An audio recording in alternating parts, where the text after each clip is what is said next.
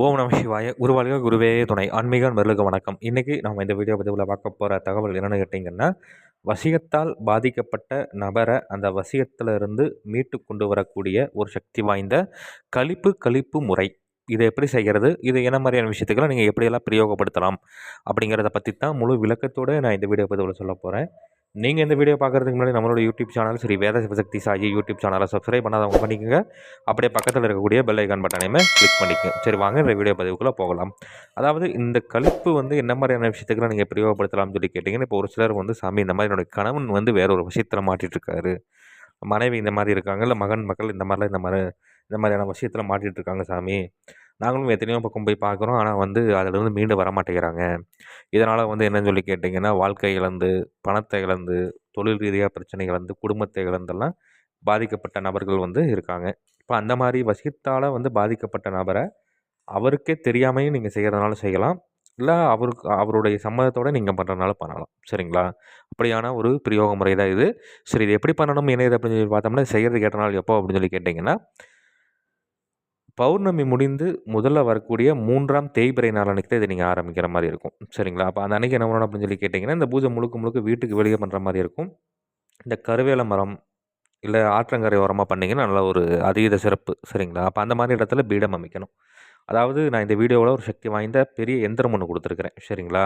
இந்த எந்திரத்தை என்ன பண்ணணும் அப்படின்னு சொல்லி கேட்டிங்கன்னா, பச்சரிசி மாவினால் பூமியில் வரைஞ்சிக்கணும். நல்ல பெரிய அளவில் இருக்கிற மாதிரி வரைஞ்சிக்கணும். ஏன் அப்படின்னு சொல்லி கேட்டிங்கன்னா, அதில் பாதிக்கப்பட்ட நபரை அமர வைக்கக்கூடிய சூழ்நிலை இருக்கிறதுனால பெரிய அளவில் நீங்கள் வரைஞ்சிக்கணும். இல்லை பாதிக்கப்பட்ட நபருக்கு நீங்கள் தெரியாமல் பண்ணணும் அப்படிங்கிற மாதிரியான விஷயங்கள் இருந்ததுன்னா, பாவை நீங்கள் செஞ்சுக்கலாம். இப்போ ஆணாக இருந்தாங்கன்னா ஆண் பாவை செஞ்சு அதற்குண்டான அலங்காரங்கள்லாம் கொடுத்து, இப்போ அந்த பாதிக்கப்பட்ட நபருடைய ஃபோட்டோவோ இல்லை காலடி மண் இல்லை அவர் யூஸ் பண்ண துணி, நகம், முடி இந்த மாதிரி அதை நீங்கள் வச்சுக்கலாம். இல்லை பெண்ணாக இருந்தாங்கனாலும் இப்போ அதே மாதிரி தான் பெண் பாவை பிடிச்சி அதற்குண்டான விஷயங்கள் நீங்கள் வச்சு அதை நீங்கள் என்னென்ன பூஜை பண்ணி நீங்கள் எடுத்துக்கலாம். சரிங்களா? அப்போ அந்த மாதிரி என்ன பண்ணணும்னு சொல்லி கேட்டிங்கன்னா, எந்திரங்கள் வரைந்து அந்த அன்னைக்கு காலையிலேயே சூரியன் உதயத்திற்கு முன்னாடியே என்ன பண்ணணும் அப்படின்னு சொல்லி கேட்டிங்கன்னா, இந்த கொம்பு கல்லி எல்லோரும் பார்த்துருப்பீங்க. சரிங்களா? அந்த கொம்பு கல்லியினுடைய வேரை மட்டும் நீங்கள் முறையாக சாபம் போய்க்கு எடுத்துக்கணும். அந்த வேரை எடுத்து அந்த வேரோட என்ன பண்ணணும் அப்படின்னு சொல்லி கேட்டிங்கன்னா, ஈனக்கிடாரினுடைய சாணத்தை அந்த வேரில் கவசம் மாதிரி செய்து அதில் பச்சை கற்பூரம் வச்சு எரித்து நல்லா சாம்பல் மாதிரி செய்து வச்சுக்கணும். சாம்பல் எடுத்து அதை ஒரு ஆனைக்கண் பட்ட சட்டிக்குள்ளே வச்சு அதற்கு மேலே வாழை இலை வச்சு வாழை இலையில் வாழை நாராக நல்லா சுற்றி கட்டிக்கணும். சுற்றி கட்டி எடுத்து பத்திரமா வச்சுக்கிட்டு அன்னைக்கு இது சூரியன் அஸ்தமனம் ஆனதுக்கப்புறம் பூஜை பண்ணணும். அதுக்கப்புறம் இப்போ அந்த மாதிரி பாதிக்கப்பட்ட நபரையோ இல்லை பாவையோ அந்த எந்திரத்தினுடைய மையத்தில் வச்சுட்டு அதை சுற்றி என்ன பண்ணணும் அப்படின்னு சொல்லி கேட்டிங்கன்னா, பூசணிக்காய் வச்சுக்கணும். சரிங்களா? பூசணிக்காய் வச்சு 8 திசைகளுக்கும் 8 பூசணிக்காய் வச்சு அந்த பூசணிக்காய்க்கு மேலே வேப்ப நில தீபம் ஏற்றிக்கிறீங்க. வேப்ப நில தீபம் ஏற்றிட்டு நீங்கள் முறையாக இந்த ஆனைக்கண் பட்ட சட்டி இருக்கு இல்லைங்களா, அந்த சாம்பலை வைத்திருக்கக்கூடிய ஆனைக்கண் பட்ட சட்டியை அந்த பாதிக்கப்பட்ட நபரையோ இல்லை அந்த பாவையோ இடமிருந்து வலமாக சுற்றணும். அதாவது 108 சுற்று சுற்றணும். நீங்கள் ஒவ்வொரு சுற்றும் பொழுது என்ன பண்ணணும்னு சொல்லி கேட்டிங்கன்னா, நான் இந்த வீடியோவில் சக்தி வாய்ந்த மந்திரம் ஒன்று கொடுத்துருக்கிறேன். இந்த மந்திரத்தை சொல்லிக்கிட்டே சுற்றிட்டு வரணும். ஒரு முறை சுற்றி வர்றதுக்குள்ளே ஒரு மந்திரத்தை சொல்லிடணும். சரிங்களா? மந்திரத்தை சொல்லி முடித்த உடனே என்ன பண்ணணும்னு சொல்லி கேட்டிங்கன்னா, ஒரு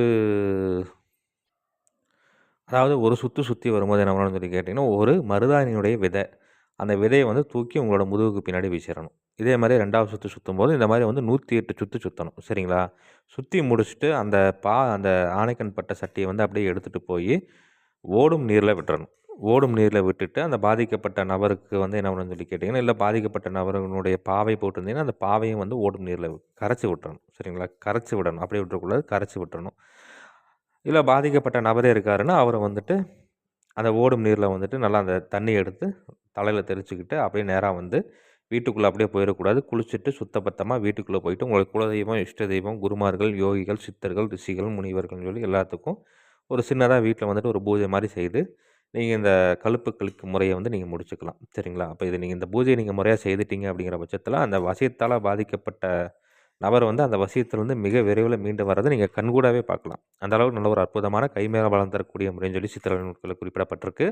இதை முறையாக தக்கன குருமால்கிட்ட ஆலோசனை பண்ணிவிட்டு செய்து பலன் அடைஞ்சு பாருங்கள். நன்றி. மீண்டும் வேறு ஒரு நல்ல தகவல் கொண்ட வீடியோவில் உங்களை சந்திக்கிறேன்.